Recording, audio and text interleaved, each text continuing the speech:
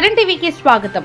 వివాదాస్పదంగా పోరంబోకు భూమి మేం అమ్మలేదు, కబ్జా చేశారు అంటున్న గిరిజనులు.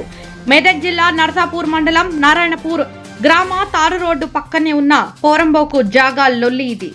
ఆ భూమి ఫారెస్ట్ బౌండరీలోనే భూమి ఉంది అంటున్న అటవీ శాఖ అధికారులు. పోరంబోకు భూమిని అమ్మినా కొన్నా తిరిగి స్వాధీనం చేసుకుంటాం అంటున్న రెవెన్యూ యంత్రాంగం. పరంపోగ పట్టణ ఇది పరంపోగేనా అంటే ఇలా ఓలో అమ్మలేదని పెడుతున్నాం. ఏం పేరు తాత ఆయన?